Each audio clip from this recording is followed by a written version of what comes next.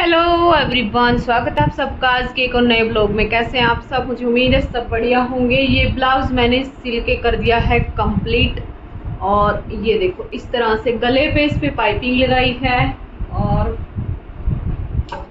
बाजू जो है वो प्लेन है, तो इस पे अभी तुरपाई के लिए जाएगा ये। और इस पे ना जो है आई बटन अभी बनने बाकी है, तो इस पे थोड़ी सी प्रेस लगा दूं ताकि जो है ये सिलाई है नहीं अच्छे से बैठ जाए। और जो पाइपिंग मैंने निकाली है ये देखो इस तरीके से, तो पाइपिंग भी अच्छे से बैठ जाए, तो इस पे प्रेस लगाऊंगी।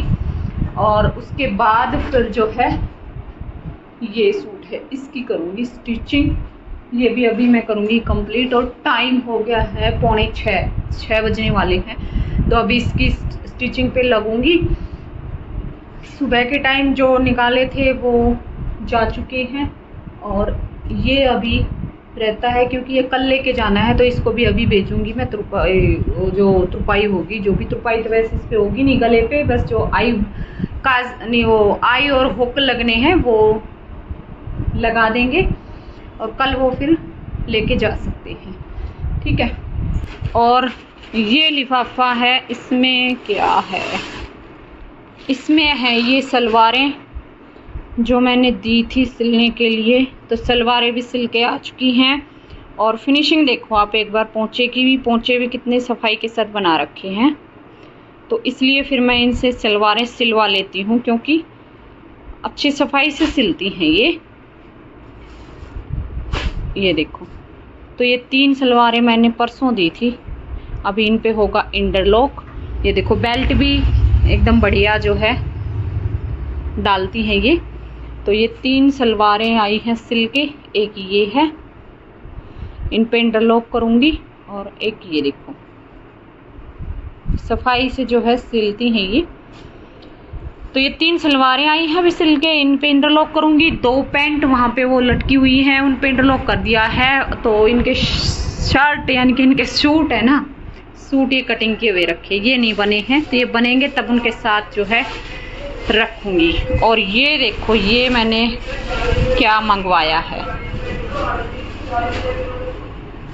ये देखो ये मैंने मंगवाया है अपनी टेबल के लिए, इसके लिए। तो ये दरीना मैंने यहाँ पे बिछा तो लिया है, वैसे तो ये बिल्कुल सही है, लेकिन क्या है इसमें प्रेस करती हूँ ना, इसमें जो ये कपड़ा है इस पे चिपकती है प्रेस, जैसे कई बार रख हो जाती है, या फिर पेस्टिंग वगैरह फ्यूजिंग वगैरह चिपकाते हैं ना कपड़े पे जो ये जो स्टूडेंट आते हैं, तो एक दिन तो चिपक ही गई थी। ये देखो ऐसे हो रखी है ना। तो फिर इसलिए फिर मैंने ये मंगवाया है, ये स्पेशल प्रेस के लिए टेबल के लिए ही होता है। तो फिर बिल्कुल कॉटन में है ये, तो ये मैंने मंगवाया है। इसको बिछाऊंगी इस पे, ऐसे धागे इसमें निकल रहे हैं ये, तो इन पे या तो इंटरलॉक मैं कर लेती हूँ दोनों साइड से, या फिर इस पे सिलाई करके ऐसे फोल्ड भी हो जाएगा ये, ऐसे इस पे सिलाई भी लगा सकते हैं मशीन से, वाइट कलर के धागे से। देखती हूँ या तो फिर सिलाई इसमें लगा दूँ, है ना, क्योंकि इंटरलॉक से पता नहीं फिर धागे निकलने बंद होंगे या नहीं होंगे। ये देखो नहीं तो फिर ऐसे सारे निकल जाएंगे धागे निकल के। तो इस पर सिलाई ही लगाऊंगी और सिलाई लगाने के बाद फिर इसको बिछाएंगे टेबल पे, है ना। और इस पे जैसे कपड़ा भी वीडियो वगैरह कुछ शूट करेंगे तो कपड़ा अच्छे से दिखेगा वाइट कलर पे। तो ये मंगवाई है एक, ये सूट मैं स्टिच कर लेती हूँ। इस पे फिर जो है कटिंग करूँगी इसके बाद, तो इस पे एक बार प्रेस में लगा लेती हूँ। जैसे ये देखो ये पाइपिंग मैंने इस पे निकाली हुई है, एक बार प्रेस लगा लूँगी ना तो अच्छे से बैठ जाएगी। तो ये देखो इस पे मैंने प्रेस लगा दी है थोड़ी थोड़ी, और जो ये पाइपिंग है इस तरीके से सफाई से जो है हमारी निकल गई है। इस तरह से ये 4 टक्स के साथ जो है ब्लाउज मैंने किया है तैयार, ये देखो। ठीक है। और जो ये पाइपिंग है ये मैंने लगाई है, जो ये फैब्रिक है गोल्डन में टिश्यू बोलते हैं, टिश्यू फैब्रिक जो ये पाइपिंग के लिए आता है, तो ये मैंने रखा हुआ है। अगर गोल्डन की जैसे कि रेडीमेड पाइपिंग नहीं लगती है ना, तो फिर मैं इसका यूज़ करती हूँ, इससे पाइपिंग बना के फिर लगाती हूँ। इसमें जो है वो वाली पाइपिंग अच्छी नहीं लग रही थी, जो गोल्डन इसी कलर की मैं लगा रही थी, तो ये वाली जो है ये अच्छी लग रही है, तो फिर मैंने इस पर ये लगाई है। थोड़ा सा इसमें जैसे कंट्रास्ट सा आ गया लुक इसका, तो इस वजह से टिश्यू बोलते हैं इसको, आप इजीली ले सकते हैं, लेस लूस वाली दुकान पे आराम से मिल जाएगा ये। और पीछे से ये रखा है इस तरीके से डीप गला, ये देखो पीछे भी पाइपिंग है इसमें, ये देखो इस तरह से, ठीक है।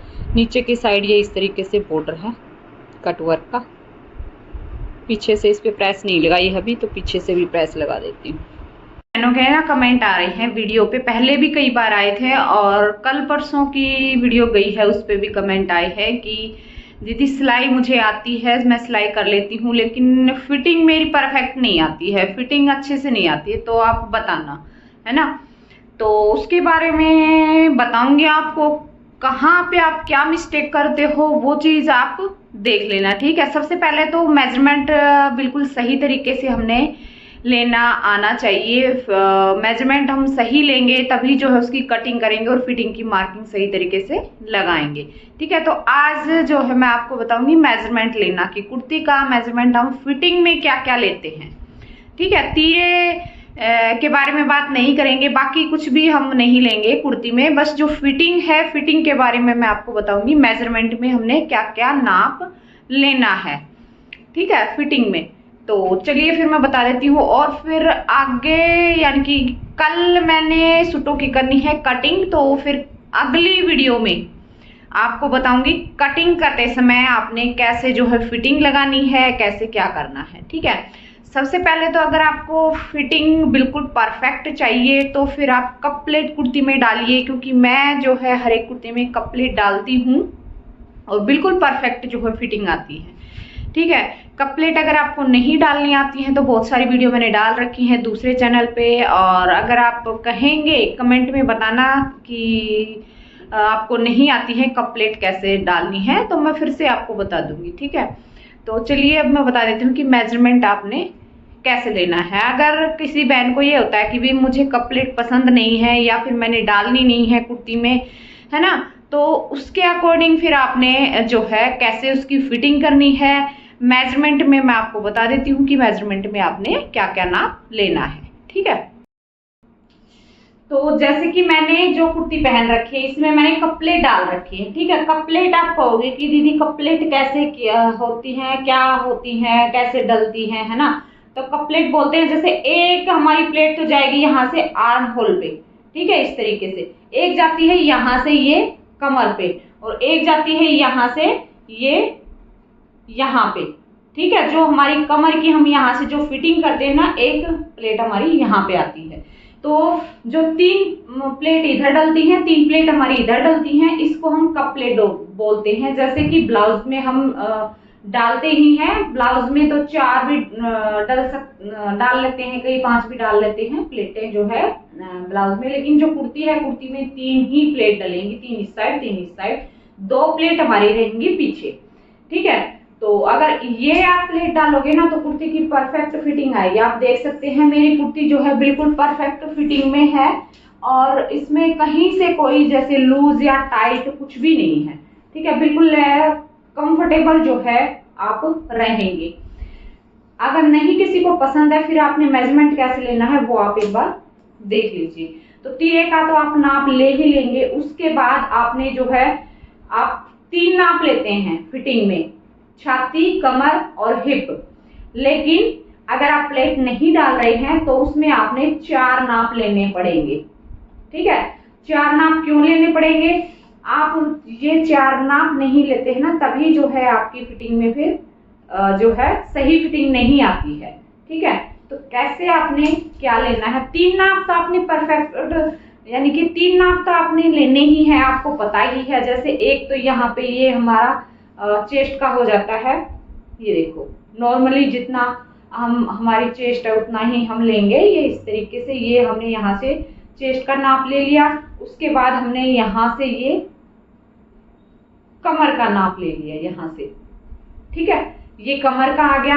इसके बाद हिप का ले लिया, हिप का हम कहाँ से लेते हैं, जहां से हमारे ये चाप खुले होते हैं, यहाँ से हम ये हिप का नाप लेते हैं इस तरीके से, ठीक है। तो तीनों नाप जो है लेते ही हैं, सभी को पता है, बिगनर्स को भी। लेकिन अगर आप लेस नहीं डाल रहे हो कुर्ती में तो चौथा नाप आपने ये वाला जरूर लेना है। यहां से जो हमारी अपर चेस्ट होती है इसका नाप आप नहीं लेते हो और फिटिंग फिर आपकी सही नहीं आती है। ये देखो, एक नाप आपने यहां से ये वाला जरूर लेना है अपर चेस्ट का, ठीक है।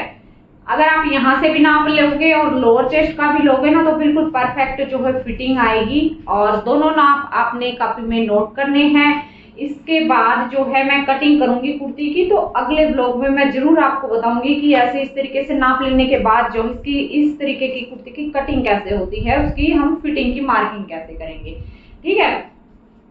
और एक चीज ये होती है कि जैसे कि आपको अगर कोई प्रॉब्लम आती भी है ना फिटिंग में, तो क्या आती होगी, या तो आपके यहाँ से ये होता है जो आर्म होल, यहाँ से ये कपड़ा इकट्ठा होता होगा, ये एक्स्ट्रा रहता होगा, यहाँ से खुला खुला रहता होगा, है ना, या फिर यहाँ पे झोल आता होगा। एक चीज तो ये होती है, ये भी फिटिंग के हिसाब से भी आ जाती है, और जो आर्म होल की हम कटिंग करते हैं उसके कारण भी आ सकती है, ठीक है। एक आपकी जो यहाँ से जो फिटिंग होती है हमारी चेस्ट की, यहाँ से जैसे यहाँ से इस तरीके से प्रेस हो जाती है, ठीक है, तो वो भी फिटिंग अच्छी नहीं लगती है। और कुर्ती अगर टाइट रहेगी तो हम कंफर्टेबल भी नहीं रहेंगे, है ना।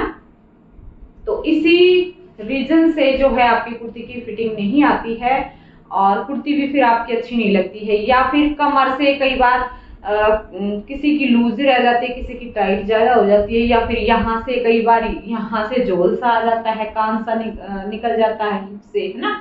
तो फिटिंग करने में भी बहुत सारे छोटे छोटे टिप्स होते हैं। तो बहुत सारी चीजें होती है, जैसे नॉर्मली हमने बेसिक अगर सिलाई सीख ली है ना, तो उसके बाद भी हमें छोटे छोटे जो है टिप्स पता होना बहुत ही जरूरी होता है सिलाई की सफाई में, यानी कि सिलाई में हमारे सफाई आए, ठीक है।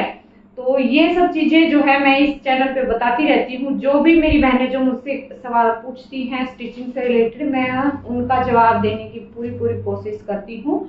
तो अगली जो वीडियो आएगी ना, उस वीडियो में मैं आपको जरूर बताऊंगी कि फिटिंग की मार्किंग आप कैसे करोगे। जैसे मैंने नाप लेना बताया है, ऐसे नाप लेने के बाद फिर आप उसकी कटिंग कैसे करोगे कुर्ती की और उसमें फिटिंग कैसे डालोगे, ठीक है, ये बताऊंगी। तो आज की वीडियो इतनी ही रहेगी। तो चलिए फिर मिलती हूँ अगली वीडियो में, तब तक के लिए बाय बाय, टेक केयर।